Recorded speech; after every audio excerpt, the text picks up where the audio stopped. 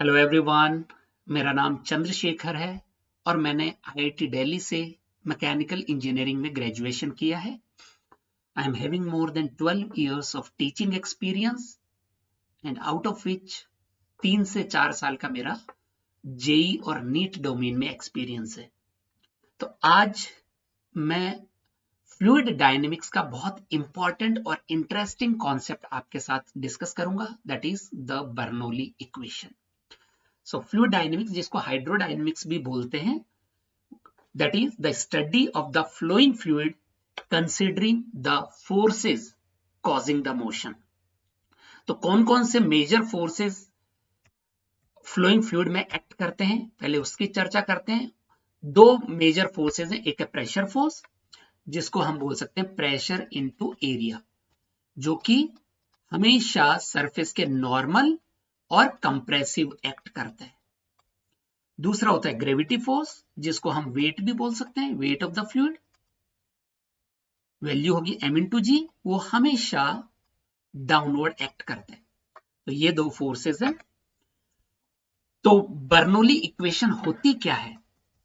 Bernoulli equation energy conservation equation है, but only for the ideal flow और ideal fluid. इसका मतलब क्या है? अगर फ्लूइड फ्लो आइडियल है तो total energy of the fluid always remains constant. So energy कौन कौन सी एसोसिएटेड है फ्लोइंग फ्लूइड के साथ? एक है प्रेशर एनर्जी, जिसको हम बोल सकते हैं प्रेशर इनटू वॉल्यूम। दूसरी एनर्जी एसोसिएटेड है with the flowing fluid is potential energy, जिसको हम कैलकुलेट कर सकते हैं mgh से। और तीसरा एनर्जी एसोसिएटेड है, that is kinetic energy, half mv²। इन तीनों को ऐड करेंगे तो total energy of the fluid remains constant. But fluid flow कैसा होना चाहिए? आइडियल। अब आइडियल फ्लूइड फ्लो क्या होता है? आइडियल फ्लो होने के लिए भी तीन कंडीशन जरूरी है फ्लो में एक फ्लो स्टडी होना चाहिए, इसका मतलब है वेलोसिटी टाइम के साथ वेरी नहीं करनी चाहिए फ्लूइड की किसी भी सेक्शन पे। दूसरा, फ्लूइड इनकंप्रेसिबल होना चाहिए, इसका मतलब density of the fluid should remain constant. और तीसरा कंडीशन है नॉन विस्कस। नॉन विस्कस को हम फ्रिक्शनलेस भी बोल सकते हैं, जैसे सरफेस फ्रिक्शनलेस होता है वैसे फ्लूइड फ्रिक्शनलेस। फ्लूइड फ्रिक्शन 0 होना चाहिए, इसका मतलब एनर्जी लॉस नहीं होना चाहिए because of the friction. Friction की वजह से एनर्जी लॉस होता है, फ्रिक्शन नहीं होगा तो एनर्जी लॉस नहीं होगा। तो अगर कोई फ्लूइड फ्लो ये तीनों कंडीशन को सेटिस्फाई करता है, वो आइडियल फ्लो होता है। तो चलिए इसको एनालाइज करते हैं। एक मेरे पास पाइप है जिसमें कोई फ्लूइड फ्लो कर रहा है पॉइंट 1 से पॉइंट 2 की तरफ। ये पॉइंट 2 है। पॉइंट 1 पे प्रेशर P1, वेलोसिटी V1 और फ्लो एरिया A1। पॉइंट 2 पे प्रेशर P2, वेलोसिटी V2 और area of the flow is A2। 1 को मैं इनलेट पॉइंट बोल सकता हूं और 2 को बोल सकते हैं आउटलेट पॉइंट, जहां से फ्लूइड लीव कर रहा है। पॉइंट 1 और पॉइंट 2 दोनों किसी भी हॉरिजॉन्टल लाइन से H1 और H2 हाइट पे लाई कर रहे हैं, ठीक है। अगर मैं पहले अप्लाई करूं मास कंजर्वेशन, जिसको हम कंटिन्यूटी इक्वेशन भी बोलते हैं, continuity equation, according to mass conservation, mass entering into the pipe is equal to mass leaving from the pipe between 1 and 2, 1 और 2 के बीच में, वो हमेशा कांस्टेंट रहेगा। दैट इज लेट अस से L, उसको M बोल देते हैं, in time delta T। M को क्या बोल सकते हैं? मास होता है डेंसिटी इंटू वॉल्यूम। वॉल्यूम को लिख सकते हैं density into flow area, flow area A into delta x, right.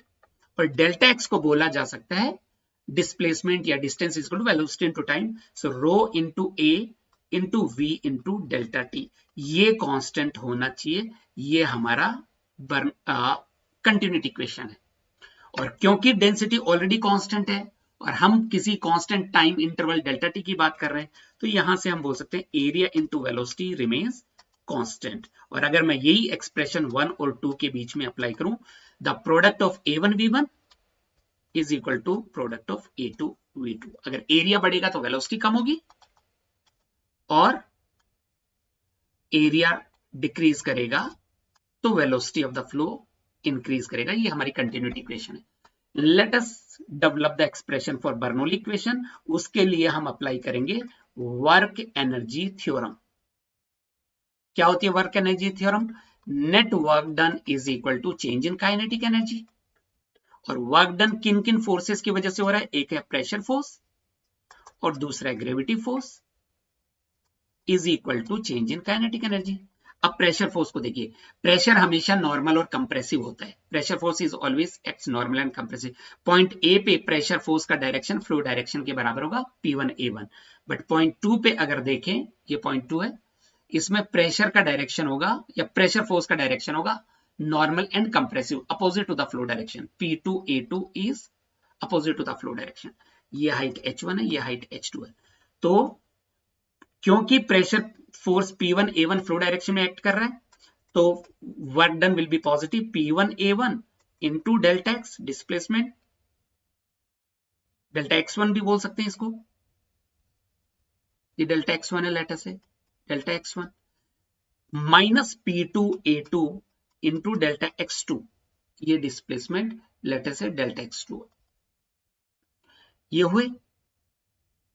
अब वेट हमेशा डाउनवर्ड एक्ट करता है और fluid H2 minus H1 height rise कर रहा है 1 से 2 पे, तो फ्लूइड का फ्लो द फ्लूइड की हाइट में जो इंक्रीज है वो अपवर्ड है और वेट नीचे एक्ट कर रहा है, तो इसका वर्क डन नेगेटिव हो जाएगा m into g and the vertical displacement is H2 minus H1 is equal to half m final velocity square minus initial velocity square. ये एक्सप्रेशन बनेगा। P1 इसको और एक्सपेंड करें, A1 डेल्टा x1 को लिख सकते हैं V1 into delta T minus P2 into A2 delta x2 को लिख सकते हैं V2 into delta T minus M को लिख सकते हैं density into area into velocity into delta T, अभी बताया था कंटिन्यूटी इक्वेशन से, into G H2 minus H1 is equal to half, इसको भी rho A V into delta T, ये था mass, into V2 square minus V1 square. अब अगर यहां पे देखें तो A1 V1 delta T is equal to A2 V2 delta T is equal to AV delta T, continuity equation से is equal to AV delta T. ये हर term में ये मौजूद है, तो ये हर जगह से कैंसिल आउट हो जाएगा। तो हमारा एक्सप्रेशन दिखेगा P1 minus P2 minus rho जी H2 प्लस हो जाएगा rho ji H1 is equal to rho V2 square by 2 minus rho V1 square by 2। अगर मैं पॉइंट 1 वाली टर्म्स एक तरफ ले लूं, P1 रो जी H1 और रो V1 square by 2, LHS left hand side में ले लूं, मैंने इक्वल कहां लगाया, हाँ ये LHS में ले लूं, बाकी साइड राइट हैंड साइड में ले लूं, तो मुझे क्या दिखाई देगा,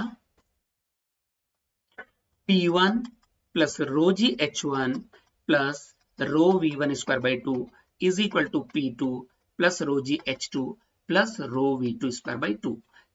1 के ये सम इज इक्वल टू 2 का कोरस्पॉन्डिंग सम, और हम बोल सकते हैं P plus rho g H plus rho V square by 2 is constant between 1 and 2, कोई भी दो पॉइंट के बीच में ये सम इक्वल होगा।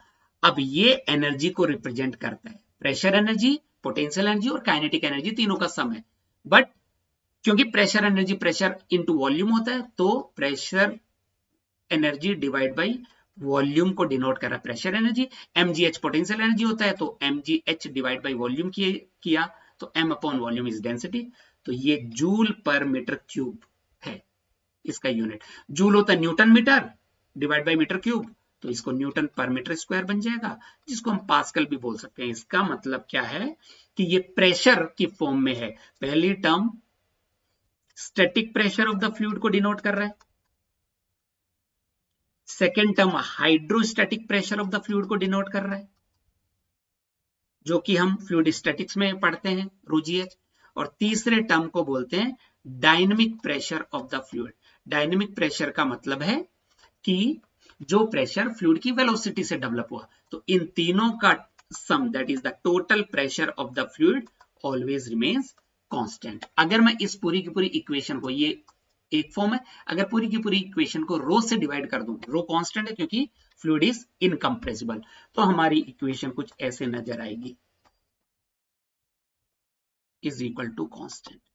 अब ये भी एनर्जी को डिनोट कर रहा है, बट यहां पे एनर्जी पर यूनिट मास है। क्यों? क्योंकि mgh पोटेंशियल एनर्जी होती है, mgh डिवाइड बाई m है, तो इसका यूनिट हो जाएगा जूल पर केजी। ये दूसरी फॉर्म है एनर्जी कंजर्वेशन इक्वेशन या बर्नौली इक्वेशन की। अगर मैं g से भी डिवाइड कर देता हूं पूरी की पूरी इक्वेशन को, क्योंकि g भी constant parameter p by rho g plus h plus v square by 2g is another constant. ये तीसरी फॉर्म है। ये भी एनर्जी को डिनोट कर रहा है, बट यहां पे एनर्जी अपॉन वेट है, energy per unit weight, that is joule per newton. Weight क्यों है? m into g is weight, joule per newton. Joule को लिख सकते हैं newton metre, upon newton is metre. तो ये हाइट को डिनोट कर रहा है, metre is the unit of height और हेड। तो ये है static pressure head of the fluid, इसको ऐसे भी बोल सकते हैं, ये स्टैटिक प्रेशर हेड। और ये है potential energy head of the fluid, जिसको डेटम हेड भी बोला करते हैं। ये है kinetic energy head of the fluid, जिसको हम वेलोसिटी हेड के नाम से भी डिनोट कर सकते हैं। तो total head of the fluid always remains constant if the fluid flow is ideal। यही है बर्नौली इक्वेशन। इसको अप्लाई कैसे करते हैं, इसका एप्लीकेशन में एक डिस्कस कर लेता हूं। मान लीजिए कोई पाइप हॉरिजॉन्टल है, हॉरिजॉन्टल पाइप का मतलब है H1 और H2 बराबर होंगे, H1 और H2 बराबर होंगे, that will be same, that is H। तो हमारी equation P plus rho v square by 2 is equal to constant बच जाएगी। अगर फ्लो के डायरेक्शन में एरिया, ये A1 है, ये A2 है, अगर एरिया डिक्रीज कर रहा है तो velocity of the flow increase करेंगी, क्योंकि हमने मास कंजर्वेशन से ये पढ़ा है, according to mass conservation area into velocity remain constant.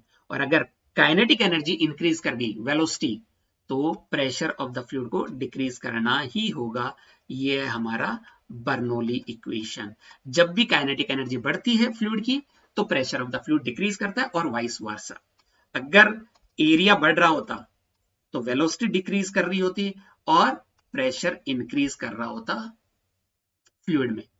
तो यहां से इस एग्जांपल की बात करें, A2 क्योंकि A1 से छोटा है तो V2 की वैल्यू V1 से बड़ी होगी, और क्योंकि V2 वेलोसिटी एट 2 ज्यादा है तो pressure at 2 less than P1 होगा। This is all about application of Bernoulli equation. Thank you, enjoy and take care.